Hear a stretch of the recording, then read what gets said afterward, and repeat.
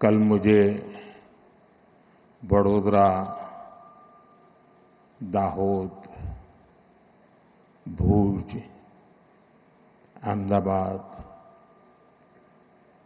और आज सुबह सुबह गांधीनगर, मैं जहां जहां गया ऐसा लग रहा है देशभक्ति का ज्वार।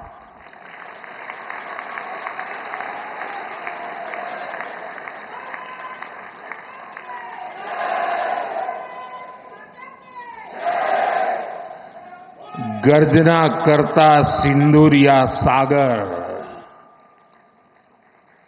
सिंदूरिया सागर की गर्जना और लहराता तिरंगा जन मन के हृदय में मातृभूमि के प्रति अपार प्रेम, एक ऐसा नजारा था, एक ऐसा दृश्य था। और ये सिर्फ गुजरात में नहीं, हिंदुस्तान के कोने कोने में है।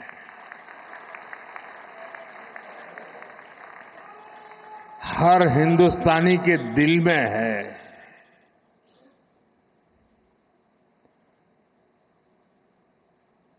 शरीर कितना ही स्वस्थ क्यों न हो, लेकिन अगर एक कांटा चुभता है तो पूरा शरीर परेशान रहता है। अब हमने तय कर लिया है उस कांटे को निकाल के रहेंगे।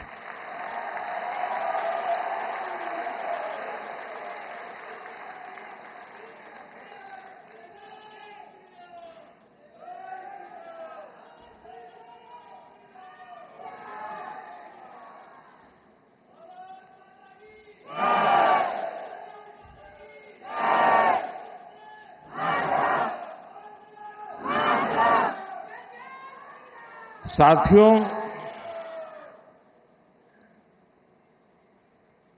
1947 में जब मां भारती के टुकड़े हुए,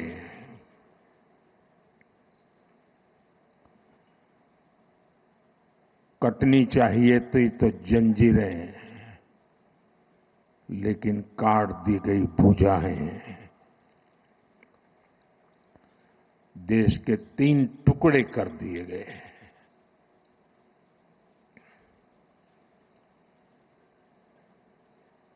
और उसी रात पहला आतंकवादी हमला कश्मीर की धरती पर हुआ।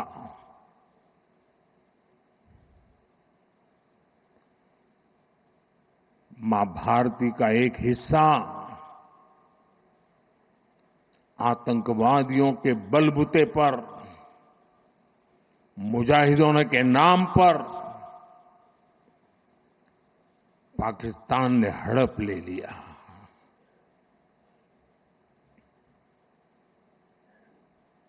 अगर उसी दिन इन मुजाहिदों को मौत के घाट उतार दिया गया होता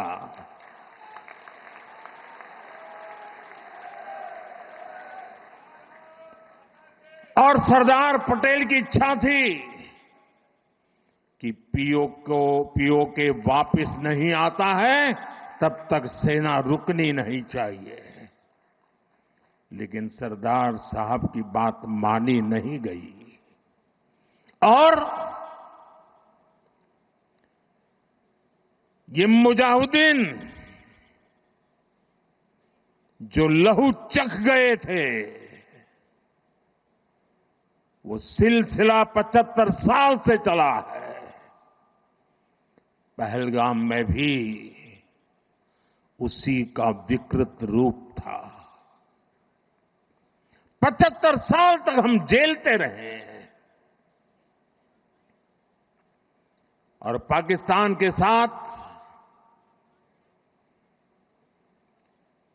जब युद्ध का नौबत आई, तीनों बार भारत की सैन्य शक्ति ने पाकिस्तान को धूल चटा दी।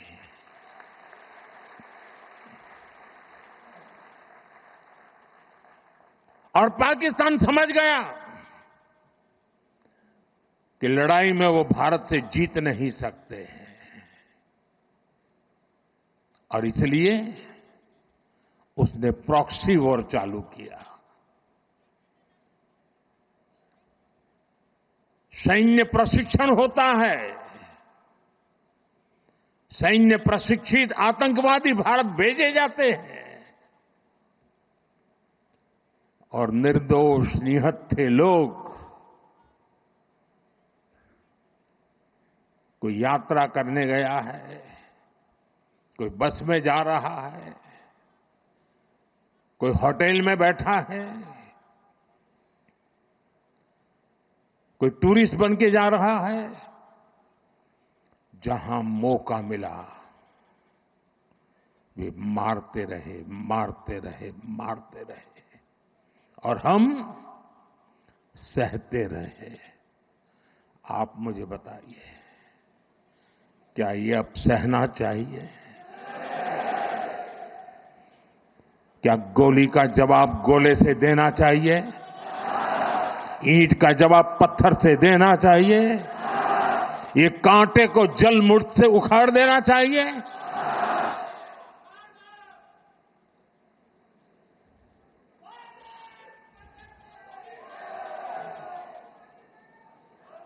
साथियों, ये देश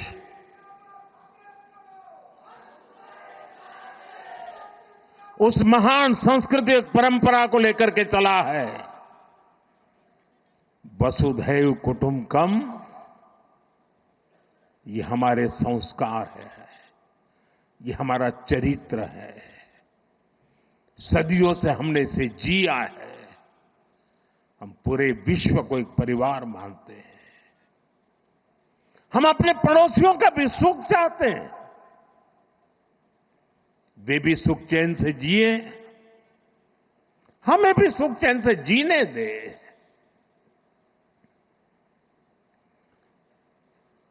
ये हमारा हजारों साल से चिंतन रहा है। लेकिन जब बार बार हमारे सामर्थ्य को ललकारा जाए,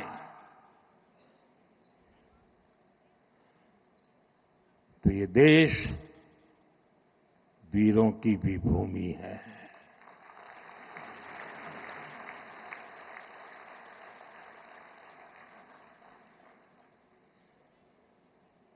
आज तक जिसे हमें प्रॉक्सी वॉर कहते थे,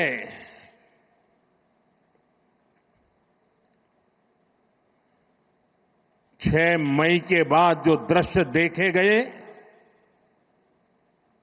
उसके बाद हम इसे प्रॉक्सी वॉर कहने की गलती नहीं कर सकते हैं।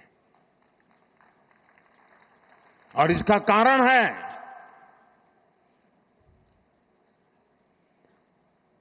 जब आतंकवाद के 9 ठिकाने तय करके 22 मिनट में, साथियों 22 मिनट में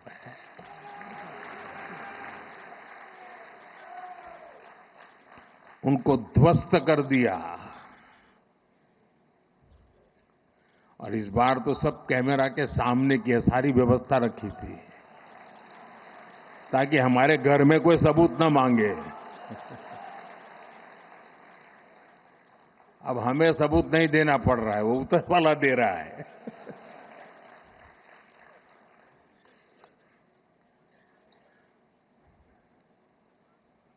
और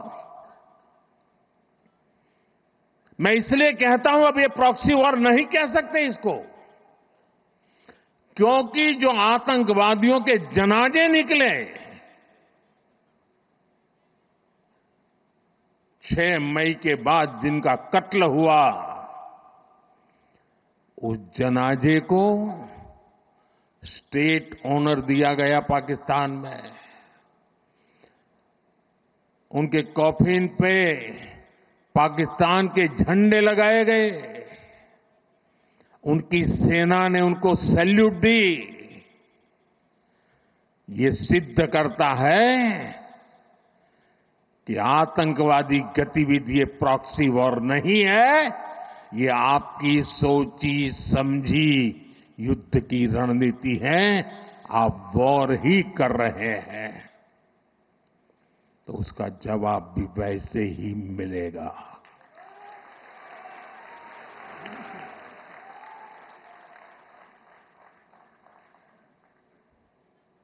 हम अपने काम में लगे थे, प्रगति के राह पे चले थे।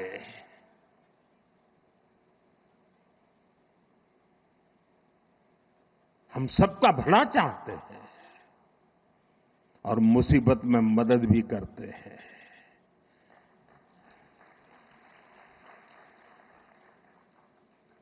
लेकिन बदले में खून की नदियां बहती है।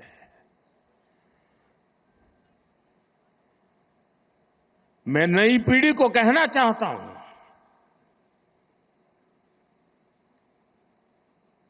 देश को कैसे बर्बाद किया गया है। 1960 में जो इंडस वाटर ट्रीटी हुई है, अगर उसकी बारीकी में जाएंगे तो आप चौंक जाएंगे। यहां तक तय हुआ है उसमें कि जो जम्मू कश्मीर की अन्य नदियों पर डैम बने हैं, उन डैम का सफाई का काम नहीं किया जाएगा, डिसिल्टिंग नहीं किया जाएगा, सफाई के लिए जो नीचे की तरफ गेट है वो नहीं खोले जाएंगे। 60 साल तक ये गेट नहीं खोले गए और जिसमें 100% पानी भरना चाहिए था, धीरे धीरे इसकी कैपेसिटी कम हो गई, 2%, 3% रह गया। क्या मेरे देशवासियों को पानी पर अधिकार नहीं है क्या? उनको उनके हक का पानी मिलना चाहिए, नहीं मिलना चाहिए क्या? और अभी तो मैंने कुछ ज्यादा किया नहीं है।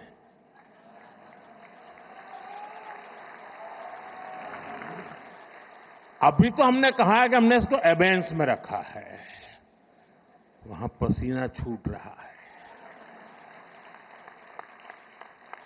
और हमने डैम थोड़े खोल करके सफाई शुरू की।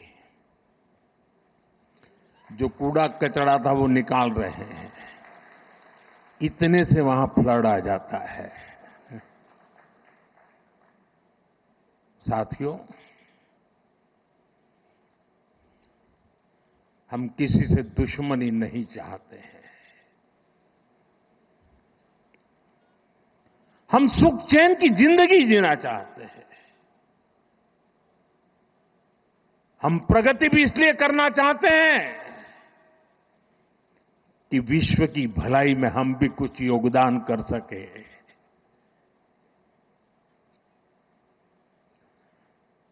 और इसीलिए हम एक निष्ठ भाव से कोटि कोटि भारतीयों के कल्याण के लिए प्रतिबद्धता के साथ काम कर रहे हैं। कल 26 मई था। 2014 में 26 मई मुझे पहली बार देश के प्रधानमंत्री के रूप में शपथ लेने का अवसर मिला। और तब भारत की इकोनॉमी दुनिया में 11 नंबर पर थे। हमने कोरोना से लड़ाई लड़ी, हमने पड़ोसियों से भी मुसीबतें झेली, हमने प्राकृतिक आपदा भी झेली। इन सब के बावजूद भी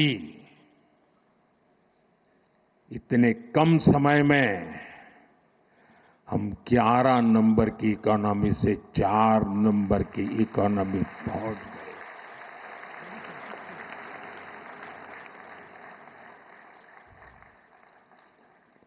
क्योंकि हमारा ये लक्ष्य है, हम विकास चाहते हैं, हम प्रगति चाहते हैं। और एक के बाद योजनाएं। और साथियों, मैं गुजरात का ऋणी हूं।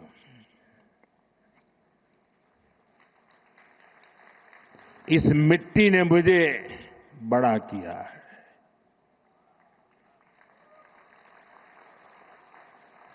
यहां से मुझे जो शिक्षा मिली, दीक्षा मिली, यहां से जो मैं आप सबके बीच रह करके सीख पाया, जो मंत्र आपने मुझे दिए, जो सपने आपने मेरे में संजोए, मैं उसे देशवासियों के काम आए इसके लिए कोशिश कर रहा हूं। मुझे खुशी है कि आज गुजरात सरकार ने शहरी विकास वर्ष 2005 में इस कार्यक्रम को किया था, 20 वर्ष मनाने का। और मुझे खुशी इस बात की हुई कि 20 साल के शहरी विकास की यात्रा का जयगान करने का कार्यक्रम नहीं बनाया। गुजरात सरकार ने उन 20 वर्ष में से जो हमने पाया है, जो सीखा है, उसके आधार पर आने वाले शहरी विकास को नेक्स्ट जनरेशन के लिए उन्होंने उसका रोडमैप बनाया। और आज वो रोडमैप गुजरात के लोगों के सामने रखा है। मैं इसके लिए गुजरात सरकार को, मुख्यमंत्री जी को, उनकी टीम को हृदय से बहुत बहुत बधाई देता हूं। साथियों, हम आज दुनिया की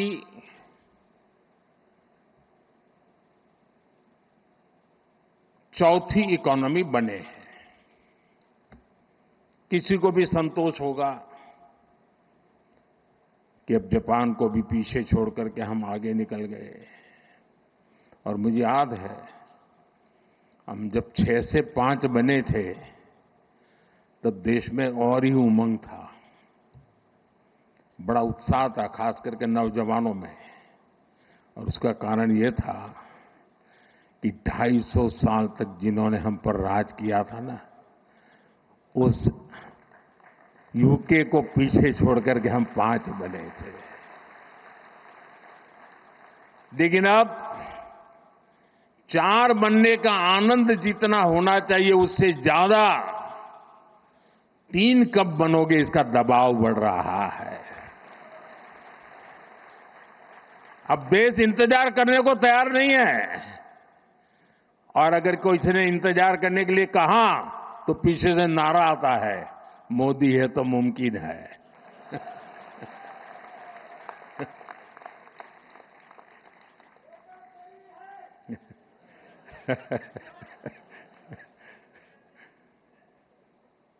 और इसलिए साथियों, एक तो हमारा लक्ष्य है 2047 हिंदुस्तान विकसित होना ही चाहिए, नो कॉम्प्रोमाइज। आजादी के 100 साल हम ऐसे ही नहीं बिताएंगे। आजादी के 100 साल ऐसे मनाएंगे कि दुनिया में विकसित भारत का झंडा फहरता होगा।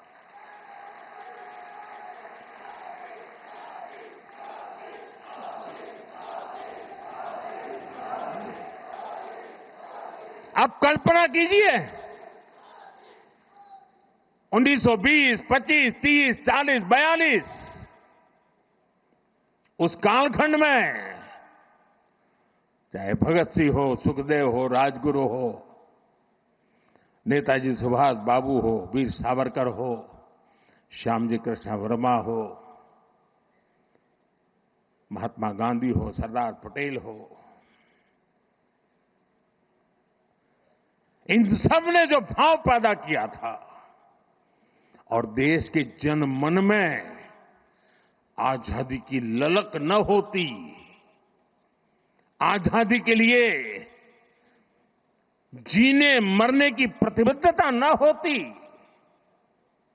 आजादी के लिए सहन करने की इच्छा शक्ति न होती, तो शायद 1947 में आजादी नहीं मिलती।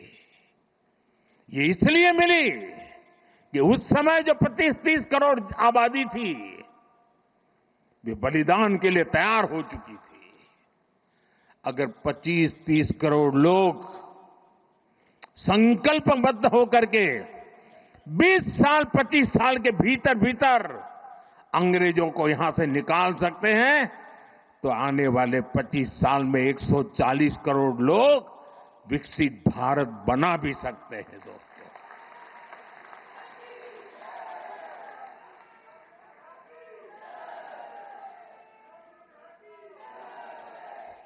और इसलिए 2030 में जब गुजरात के 75 वर्ष होंगे, मैं समझता हूं कि हमने अभी से 30 में होंगे ना, 35 में जब गुजरात के 75 वर्ष होंगे, हमने अभी से नेक्स्ट 10 ईयर का पहले एक प्लान बनाना चाहिए कि जब गुजरात के 75 होंगे तब गुजरात यहां पहुंचेगा। उद्योग में यहां होगा, खेती में यहां होगा, शिक्षा में यहां होगा, खेलकूद में यहां होगा। हमें एक संकल्प ले लेना चाहिए और जब गुजरात 75 का हो, उसके 1 साल के बाद जो ओलंपिक होने वाला है, देश चाहता है कि वो ओलंपिक हिंदुस्तान में हो।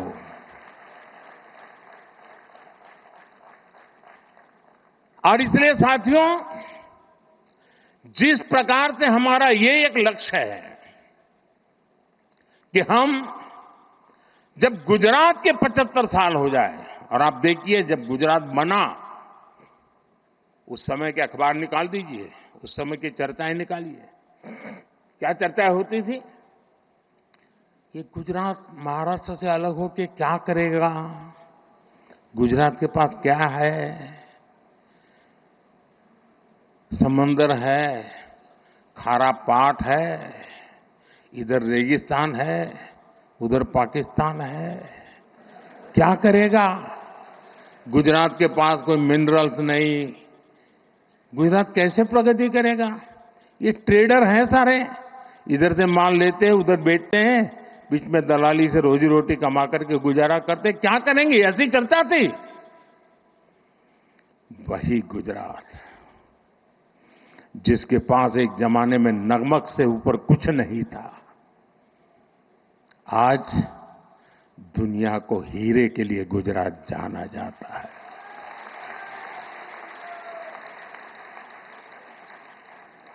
कहां नमक, कहां हीरे, ये यात्रा हमने काटी है।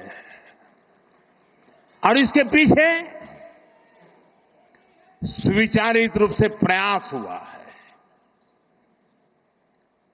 योजनाबद्ध तरीके से कदम उठाए हैं। हमारे यहां आमतौर पर गवर्नेंस के मॉडल की चर्चा होती है कि सरकार में साइलोज, ये सबसे बड़ा संकट है।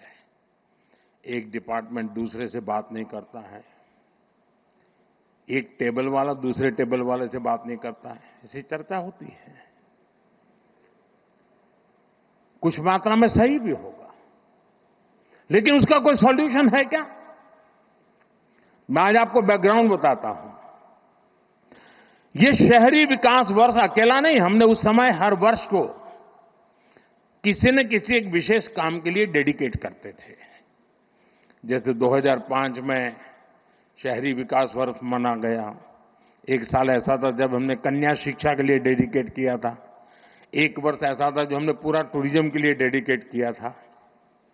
इसका मतलब ये नहीं कि बाकी सब काम बंद करते थे, लेकिन सरकार के सभी विभागों को उस वर्ष अगर फॉरेस्ट डिपार्टमेंट है तो उसको भी अर्बन डेवलपमेंट में वो कंट्रीब्यूट क्या कर सकता है, हेल्थ विभाग है तो अर्बन डेवलपमेंट ईयर में कंट्रीब्यूट क्या कर सकता है, जल संरक्षण मंत्रालय है तो वो अर्बन डेवलपमेंट में क्या कंट्रीब्यूट कर सकता है, टूरिज्म डिपार्टमेंट है तो वो अर्बन डेवलपमेंट में क्या कंट्रीब्यूट कर सकता है।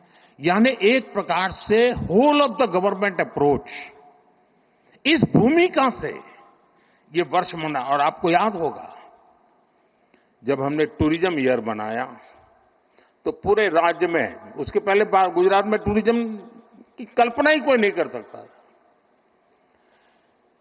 विशेष प्रयास किया गया। उसी समय एड कैंपेन चलाया, कुछ दिन को गुजारा गुजरात में, एक एक चीज उसमें से निकली।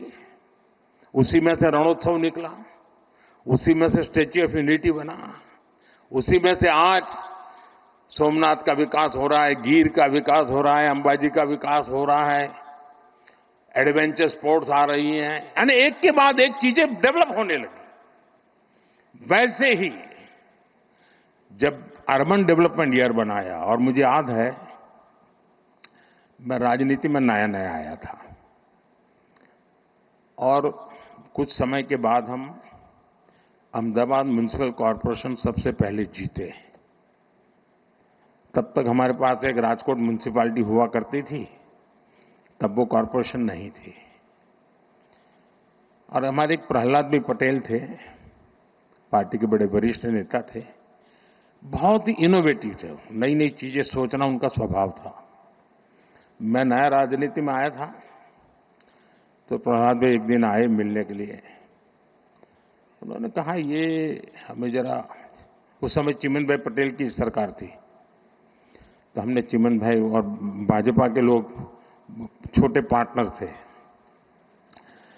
तो हमने चिमन भाई को मिलकर के समझाना चाहिए कि ये जो लाल बस अहमदाबाद की है उसको जरा अहमदाबाद के बाहर जाने दिया जाए। तो उन्होंने मुझे समझाया। फिर मैं और प्रहलाद भाई चिमन भाई को मिलने गए, हमने बहुत माथापच्ची की। हमने कहा ये सोचने जैसा है कि ये लाल बस अहमदाबाद के बाहर गोरा, गुमा, लांभा, उधर नरोड़ा की तरफ आगे, दहगाम की तरफ, इधर कलोल की तरफ आगे, उधर साणंद की तरफ आगे, उसको जाने देना चाहिए, ट्रांसपोर्टेशन का विस्तार करना चाहिए। तो सरकार के जैसे सचिवों का स्वभाव रहता है, यहां बैठे हैं सारे, उस समय वाले तो रिटायर्ड हो गए। एक बार एक कांग्रेसी नेता को पूछा गया था कि देश की समस्याओं का समाधान करना है तो 2 वाक्य में बताइए। कांग्रेस के एक नेता ने जवाब दिया था, वो मुझे आज भी अच्छा लगता है, ये कोई 40 साल पहले की बात है। उन्होंने कहा देश में 2 चीजें होनी चाहिए, एक पॉलिटिशियंस ना कहना सीखे और ब्यूरोक्रेट हाँ कहना सीखे। तो बोले सारी समझ, पॉलिटिशियन किसी को ढा नहीं कहता और ब्यूरोक्रेट किसी को हाँ नहीं कहता। तो उस समय चिमन भाई के पास गए तो उन्होंने पूछा सबसे, हम दोबारा गए, तीसरी बार गए, नहीं एसटी को नुकसान हो जाएगा, एसटी को कमाई बंद हो जाएगी, एसटी बंद पड़ जाएगी, एसटी घाटे में चल रही है, लाल बस वहां नहीं भेज सकते, मगर बहुत दिन चला, 3-4 महीने तक हमारी माथापच्ची चली। खैर हमारा दबाव इतना था कि आखिर लाल बस को लांबा, गोरा, गुमा ऐसा एक्सटेंशन मिला। उसका परिणाम है कि अहमदाबाद का विस्तार तेजी से उधर साणंद की तरफ हुआ, इधर दहगाम की तरफ हुआ, उधर कलोल की तरफ हुआ, उधर अहमदाबाद की तरफ हुआ। तो अहमदाबाद पर जो प्रेशर एकदम तेजी से बढ़ने वाला था, उसमें स्टेजीज आए, बच गए। छोटी सी बात थी। तब जाकर के, मैं तो उस समय राजनीति में नया था, मुझे कोई ज्यादा इन चीजों को मैं जानता भी नहीं था, लेकिन तब समझ में आता था कि हम तत्कालीन लाभ से ऊपर उठ करके सचमुच में राज्य की और राज्य के लोगों की भलाई के लिए हिम्मत के साथ, लंबी सोच के साथ चलेंगे तो बहुत लाभ होगा। और मुझे याद है जब अर्बन डेवलपमेंट ईयर मनाया तो पहला काम आया ये एंक्रोचमेंट हटाने का। अब जब एंक्रोचमेंट हटाने की बात आती है तो सबसे पहले रुकावट बनता है पॉलिटिकल आदमी, किसी भी दल का, वो आके खड़ा हो जाता है क्योंकि उसका लगता है मेरे वोटर है, तुम तोड़ रहे हो। और अफसर लोग भी बड़े चतुर होते हैं, जब उनको कहते हैं कि ये सब तोड़ना है तो पहले जाकर को हनुमान जी का मंदिर तोड़ते हैं। तो ऐसा तूफान खड़ा हो जाता है कि कोई भी पॉलिटिशियन डर जाता है, उसको लगता है ये हनुमान जी का मंदिर तोड़ दिया। वाहो, हमने बड़ी हिम्मत दिखाई। उस समय हमारे आईके शायद अर्बन मिनिस्टर थे, और उसका परिणाम ये आया कि रास्ते चौड़े होने लगे तो जिसका 2 फुट 4 फुट कटता था वो चिल्लाता था, लेकिन पूरा शहर खुश हो जाता था। इसमें एक स्थिति ऐसी बनी, बड़ी इंटरेस्टिंग है। अब मैंने तो 2005 अर्बन डेवलपमेंट ईयर घोषित कर दिया, उसके लिए कोई 80-90 पॉइंट निकाले थे, बड़े इंटरेस्टिंग पॉइंट है। तो पार्टी से ऐसे ही मेरी बात हुई थी कि भाई ऐसा एक अर्बन डेवलपमेंट ईयर होगा, जरा सफाई वगैरह के कामों में सबको जुड़ना पड़ेगा सब। लेकिन जब ये तोड़ना शुरू हुआ तो मेरी पार्टी के लोग आए, ये बड़ा सीक्रेट बता रहा हूं मैं उन्होंने कहा साहब ये 2005 में तो अर्बन बॉडी के चुनाव है, हमारी हालत खराब हो जाएगी, ये सब चारों तरफ तोड़फोड़ चल रही है। मैंने कहा यार भाई ये तो मेरे ध्यान में नहीं रहा, और सचमुच में मेरे ध्यान में वो चुनाव था ही नहीं। अब मैंने कार्यक्रम बना दिया। अब साहब मेरा भी एक स्वभाव है,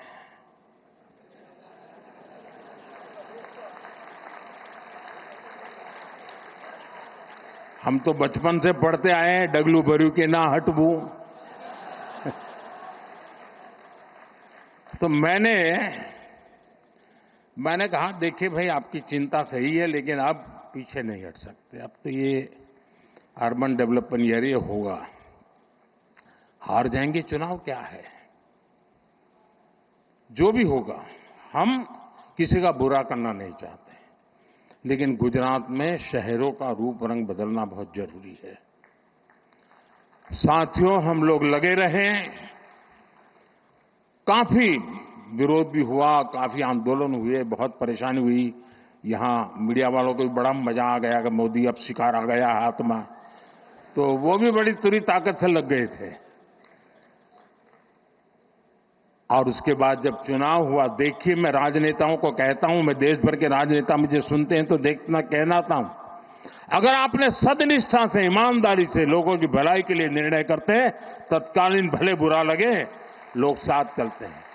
और उस समय जो चुनाव हुआ 90% विक्ट्री बीजेपी की हुई थी, 90%। यानी लोग जो मानते हैं कि जनता ये नहीं जाओ, मुझे याद है अभी ये जो यहां अटल ब्रिज बना है ना, तो मुझे ये साबरमती रिवर फ्रंट पे, तो पता नहीं क्यों मुझे उद्घाटन के लिए बुलाया था। कई कार्यक्रम थे तो मैंने कहा चलो भी हम भी देखने जाते, तो मैं जरा वो अटल ब्रिज पर टहलने गया, तो वहां मैंने देखा कुछ लोगों ने पान की पिचकारियां लगाई थी। अभी तो उद्घाटन होना था लेकिन कार्यक्रम हो गया था,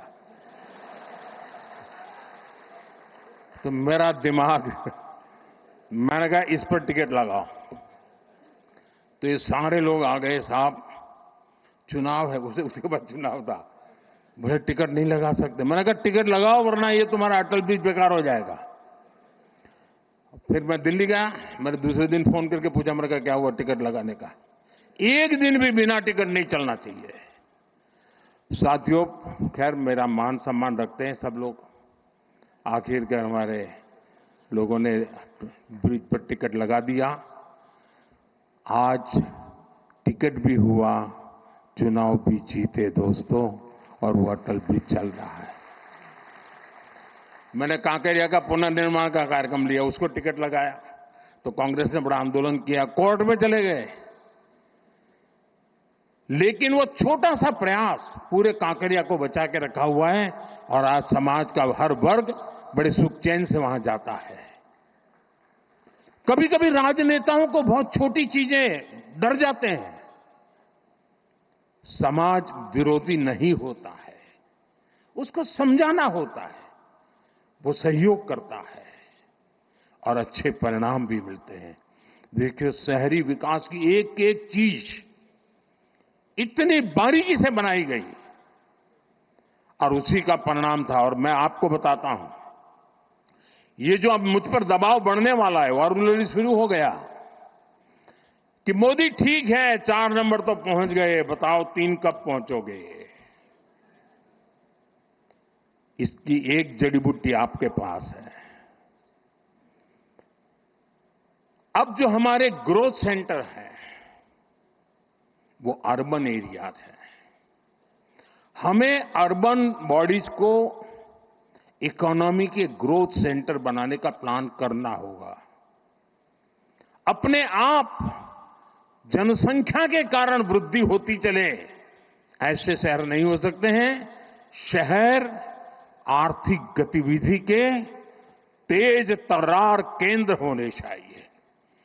और अब तो हमने टियर 2, टियर 3 सिटी पे भी बल देना चाहिए और वो इकोनॉमी एक्टिविटी के सेंटर बनने चाहिए।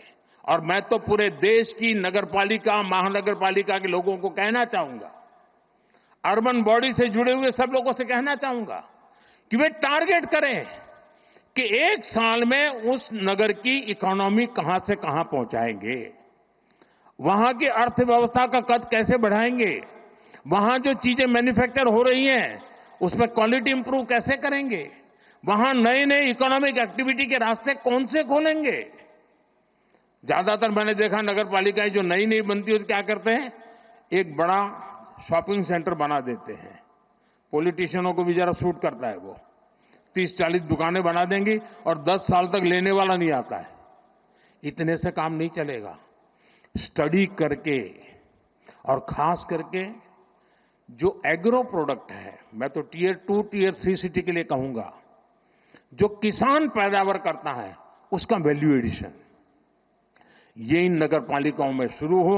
आसपास से खेती की चीजें आए, उसमें से कुछ वैल्यू एडिशन हो, गांव का भी भला होगा, शहर का भी भला होगा। उसी प्रकार से आपने देखा होगा इन दिनों स्टार्टअप में भी आपको ध्यान में आया होगा कि पहले स्टार्टअप बड़े शहर के बड़े उद्योग घरानों के आसपास चलते थे। आज देश में करीब 2 लाख स्टार्टअप है और ज्यादातर टियर 2, टियर 3 सिटी में है। और इसमें भी गर्व की बात है कि उसमें काफी नेतृत्व हमारी बेटियों के पास है। बेटियों के पास है, स्टार्टअप की लीडरशिप बेटियों के हाथ में है।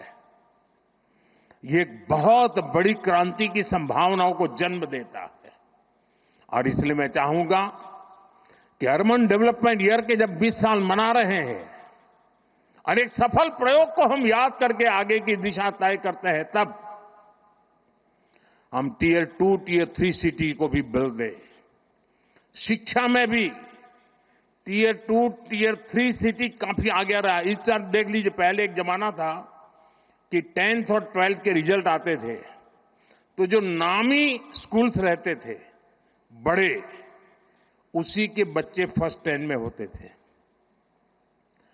इन दिनों शहरों की बड़ी बड़ी स्कूलों का नामो निशान नहीं होता है।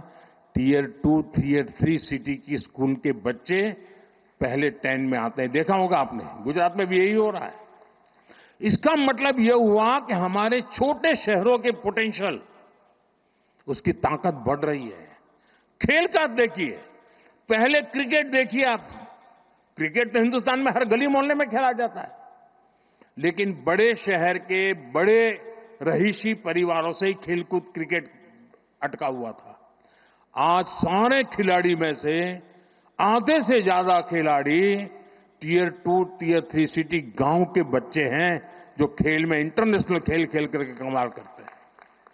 यानी हम समझे कि हमारे शहरों में बहुत पोटेंशियल है। और जैसा मनोहर जी ने भी कहा और यहां वीडियो में भी दिखाया गया, ये हमारे लिए बहुत बड़ी अपॉर्चुनिटी है जी। 4 में से 3 नंबर की इकोनॉमी के पहुंचने के लिए हम हिंदुस्तान के शहरों की अर्थव्यवस्था पर अगर फोकस करेंगे तो हम बहुत तेजी से वहां भी पहुंच पाएंगे। साथियों, ये गवर्नेंस का एक मॉडल है। दुर्भाग्य से हमारे देश में एक ऐसे इकोसिस्टम ने जमीनों में अपनी जड़ें ऐसी जमाई हुई है कि इस भारत के सामर्थ्य को हमेशा नीचा दिखाने में लगी है। वैचारिक विरोध के कारण व्यवस्थाओं के विकास का अस्वीकार करने का उनका स्वभाव बन गया है। व्यक्ति के प्रति पसंद नापसंद के कारण उसके द्वारा की गई हर काम को बुरा बता देना एक फैशन का तरीका चल पड़ा है और उसके कारण देश की अच्छी चीजों का नुकसान हुआ है। ये गवर्नेंस का एक मॉडल है। अब आप देखिए, हमने शहरी विकास पर तो बल दिया, लेकिन वैसा ही जब मुझे आपने दिल्ली भेजा तो हमने एस्पिरेशनल डिस्ट्रिक्ट, एस्पिरेशनल ब्लॉक के विचार किया कि हर राज्य में एकाध जिला, एकाध तहसील ऐसी होती हैं जो इतना पीछे होता है कि वो स्टेट की सारी एवरेज को पीछे खींच ले जाता है। आप जंप लगा ही नहीं सकते, वो बेड़ियों की तरह होता है। मैंने कहा पहले इन बेड़ियों को तोड़ना है और देश में 100 के करीब एस्पिरेशनल डिस्ट्रिक्ट उनको आइडेंटिफाई किया गया। एक 40 पैरामीटर से देखा गया कि यहां क्या जरूरत है। अब 500 ब्लॉक्स आइडेंटिफाई किए हैं। Whole of the government approach के साथ फोकस किया गया, यंग अफसरों को लगाया गया, फुल टेन्योर के साथ काम करे ऐसा लगाया। आज दुनिया के लिए एक मॉडल बन चुका है और जो डेवलपिंग कंट्रीज हैं उनको भी लग रहा है कि हमारे यहां विकास के इस मॉडल की ओर हमें चलना चाहिए। हमारा एकेडमिक वर्ल्ड भारत के इन प्रयास और सफल प्रयासों के विषय में सोचे और जब एकेडमिक वर्ल्ड इस पर सोचता है तो दुनिया के लिए भी वो एक अनुकरणीय उदाहरण के रूप में काम आता है। साथियों, आने वाले दिनों में टूरिज्म पर हमें बल देना चाहिए। गुजरात ने कमाल करके दिया है जी। कोई सोच सकता है कच्छ के रेगिस्तान में जहां कोई जाने का नाम नहीं लेता था, वहां आज जाने के लिए बुकिंग नहीं मिलता है, बुकिंग नहीं मिलता है। चीजों को बदला जा सकता है। दुनिया का सबसे बड़ा ऊंचा स्टैच्यू, ये अपने आप में अद्भुत है। मुझे बताया गया कि वड़नगर में जो म्यूजियम बना है, कल मुझे एक यूके के एक सज्जन मिले थे, उन्होंने कहा कि मैं वड़नगर का म्यूजियम देखने गया। ये इंटरनेशनल लेवल में इतने ग्लोबल स्टैंडर्ड का वो म्यूजियम बना है और भारत में काशी जैसे बहुत कम जगह हैं कि जो अविनाशी हैं, जो कभी भी मृतप्राय नहीं हुए, जहां हर पल जीवन रहा है, उसमें एक वड़नगर है जिसमें 2800 साल तक के सबूत मिले। अभी हमारा काम है कि वो इंटरनेशनल टूरिस्ट मैप पर कैसे आए। हमारा लोथल, जहां हम एक म्यूजियम बना रहे हैं, मैरीटाइम म्यूजियम, 5000 साल पहले मैरीटाइम में दुनिया में हमारा डंका बजता था। धीरे धीरे हम भूल गए। लोथल उसका जीता जागता उदाहरण है। लोथल में दुनिया का सबसे बड़ा मैरीटाइम म्यूजियम बन रहा है। आप कल्पना कर सकते हैं कि इन चीजों का कितना लाभ होने वाला है। और इसलिए मैं कहता हूं, दोस्तों 2005 का हुए समय था जब पहली बार गिफ्ट सिटी के आइडिया को कंसीव किया गया और मुझे याद है शायद हमने इसका लॉन्चिंग टैगोर हॉल में किया था। तो उसके बड़े बड़े जो हमारे मन में डिजाइन थी उसके चित्र लगाए थे। तो मेरे अपने ही लोग पूछ रहे थे ये होगा, इतने बड़े बिल्डिंग टावर बनेंगे? मुझे बराबर याद है। यानी जब मैं उसका मैप वगैरह और उसका प्रेजेंटेशन दिखाता था केंद्र के कुछ नेताओं को, तो वो भी मुझे कह रहे थे, कह रहे भारत जैसे देश में क्या कर रहे हो तुम? मैं सुनता था। आज वो गिफ्ट सिटी हिंदुस्तान का हर राज्य कह रहा है कि हमारे यहां भी एक गिफ्ट सिटी होना चाहिए।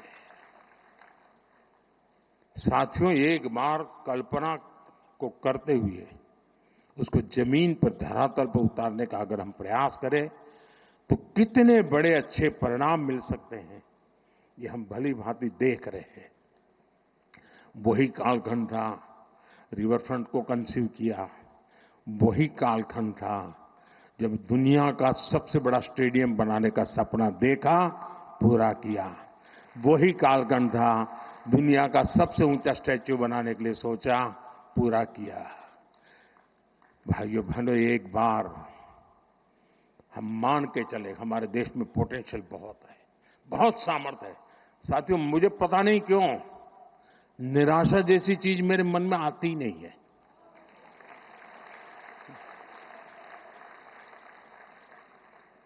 मैं इतना आशावादी हूं और मैं सामर्थ्य को देख पाता हूं जी। मैं दीवारों के उस पार देख सकता हूं, मेरे देश के सामर्थ्य को देख सकता हूं, मेरे देशवासियों के सामर्थ्य को देख सकता हूं और इसी के भरोसे हम बहुत बड़ा बदलाव ला सकते हैं।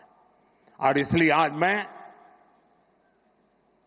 गुजरात सरकार का बहुत आभारी हूं कि आप मुझे यहां आने का मौका दिया है। कुछ ऐसी पुरानी बातें आज ताजा करने का मौका मिल गया। लेकिन आप विश्वास करिए दोस्तों, गुजरात की बहुत बड़ी जिम्मेवारी है। हम देने वाले लोग हैं, हमें देश को हमेशा देना चाहिए और हम इतनी ऊंचाई पर गुजरात ले जाएं, इतनी ऊंचाई पर ले जाएं कि देशवासियों के लिए गुजरात काम आना चाहिए। दोस्तों, इस महान परंपरा को हमें आगे बढ़ाना चाहिए। मुझे विश्वास है गुजरात एक नए सामर्थ्य के साथ, अनेकविध नई कल्पनाओं के साथ, अनेकविध नए इनिशिएटिव के साथ आगे बढ़ेगा। मुझे मालूम है मेरा भाषण शायद कितना लंबा हो गया होगा, पता नहीं क्या हुआ, लेकिन कल मीडिया में 2-3 चीजें आएगी, वो भी मैं बता देता हूं। मोदी ने अफसरों को डांटा मोदी ने अफसरों की धुलाई की, वगैरह वगैरह वगैरह। खैर वो तो कभी कभी चटनी होती है ना, इतना ही समझ लेना चाहिए। लेकिन जो बाकी बातें मैंने याद की है उसको याद कर करके जाइए। और ये सिंदूर या मिजाज,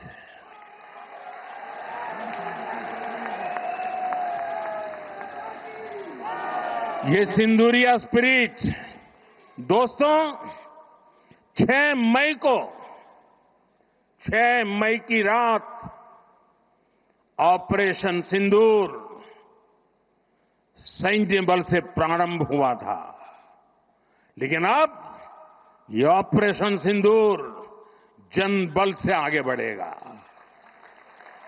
और जब मैं सैन्य बल और जन बल की बात करता हूं तब ऑपरेशन सिंदूर जन बल का मतलब मेरा होता है जन जन देश के विकास के लिए भागीदार बने, दायित्व संभालें। हम इतना तय कर लें कि 2047 जब भारत की आजादी के 100 साल होंगे, विकसित भारत बनाने के लिए तत्काल भारत की इकोनॉमी को 4 नंबर से 3 नंबर पर ले जाने के लिए अब हम कोई विदेशी चीज का उपयोग नहीं करेंगे। हम गांव-गांव व्यापारियों को शपथ दिलवाएं, व्यापारियों का कितना ही मुनाफा क्यों ना हो, आप विदेशी माल नहीं बेचोगे। लेकिन दुर्भाग्य देखिए, गणेश जी भी विदेश से आ जाते हैं। छोटी आंख वाले गणेश जी आएंगे, गणेश जी की आंख भी नहीं खुल रही है।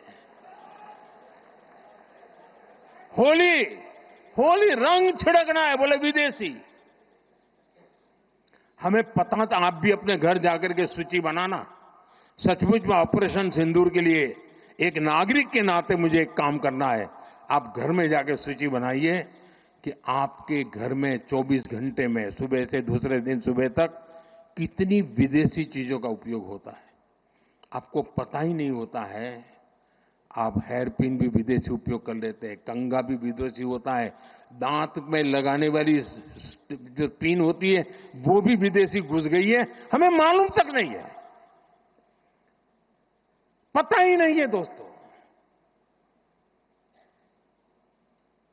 देश को अगर बचाना है, देश को बनाना है, देश को बढ़ाना है, तो ऑपरेशन सिंदूर ये सिर्फ सैनिकों के जिम्मे नहीं है। ऑपरेशन सिंदूर 140 करोड़ नागरिकों के जिम्मे। देश सशक्त होना चाहिए, देश समर्थ होना चाहिए, देश का नागरिक सामर्थ्यवान होना चाहिए। और इसके लिए हमने vocal for local, one district one product, जो आपके पास है फेंक देने के लिए मैं नहीं कह रहा हूं, लेकिन आप नया नहीं लेंगे। और शायद 1-2% चीजें ऐसी हैं जो शायद आपको बाहर के लेनी पड़े, जो हमारे यहां उपलब्ध ना हो। बाकी आज हिंदुस्तान में ऐसा कुछ नहीं। आपने देखा होगा, आज से पहले 25 साल 30 साल पहले विदेश से कोई आता था तो लोग लिस्ट भेजते थे कि ये ले आना, ये ले आना। आज विदेश से आते हैं, वो पूछते हैं कि कुछ लाना है, तो यहां वाले के नहीं, यहां सब है, मत लाओ, सब कुछ है। हमें अपनी ब्रांड पे गर्व होना चाहिए, मेड इन इंडिया पर गर्व होना चाहिए। ऑपरेशन सिंदूर सैन्य बल से नहीं, जनबल से जीतना है दोस्तों। और जनबल आता है मातृभूमि की मिट्टी में पैदा हुई हर पैदावार से आता है। इस मिट्टी की जिसमें सुगंध हो, इस देश के नागरिक के पसीने की जिसमें सुगंध हो, उन चीजों का मैं इस्तेमाल करूंगा।